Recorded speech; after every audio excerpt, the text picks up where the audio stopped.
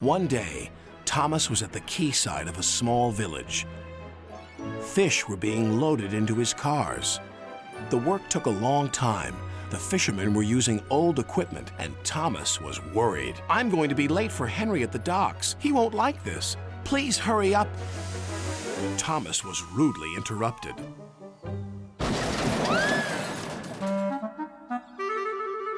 His driver and fireman laughed.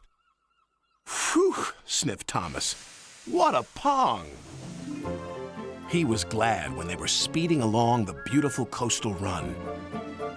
Then they saw a man waving a red flag. "What's the matter now?" "High tides are damaging the track," reported the man. "I've marked the spot."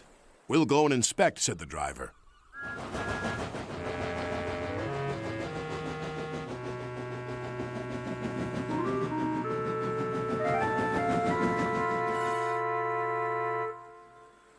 "It would be dangerous for heavy engines like Henry," agreed the driver. "But for Thomas, it's safe enough." The guard left a red oil lamp by the damaged track to warn engines. "When we get to the docks, I'll tell them to close the line."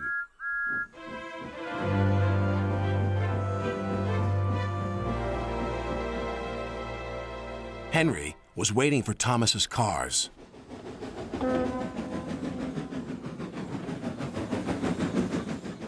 Pah! You're late, and that smell is making me ill. "It's the fish," replied Thomas, "and there's danger on the rails. That's why we're late." Ha! You're the only danger on the rails, Thomas. Now stop wasting time and get your cars hitched to my train. Thomas's driver and fireman were in the yardmaster's office when they heard Henry's whistle. He was steaming out of the station with his long, heavy train called the Flying Kipper.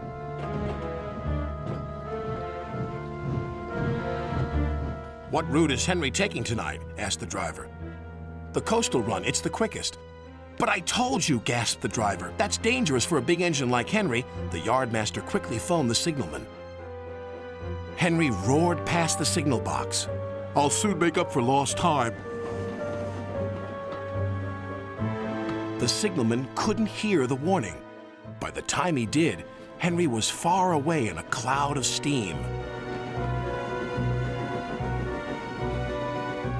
But when Henry reached the coastal track, his hopes for a fast run were dashed.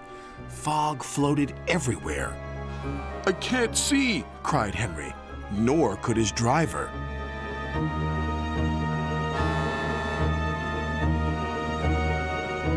And when he could, it was too late.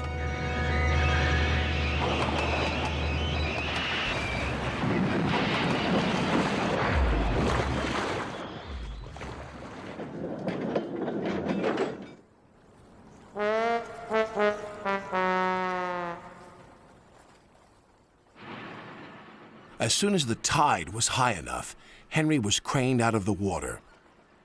"Engines don't swim, Henry. You were meant to deliver fish, not swim with them. You should know that by now." Yes, sir. I'm sorry, sir. When Henry arrived at the docks, Cranky the Crane looked down on him. My, Henry, I expect you'll have some fishy tales to tell. But take my advice, have a long hose down first. But there was worse to come. Look, they've caught all this fish and a green whale, too.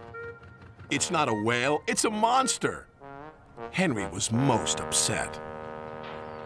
Thomas now felt sorry for Henry. Come on, your driver says it's time for a nice washdown. Then you'll feel much better. And Henry did. I'm sorry I was rude to you, Thomas. That's all right. But can you smell something? What? Fresh air. Oh, yes, replied Henry happily.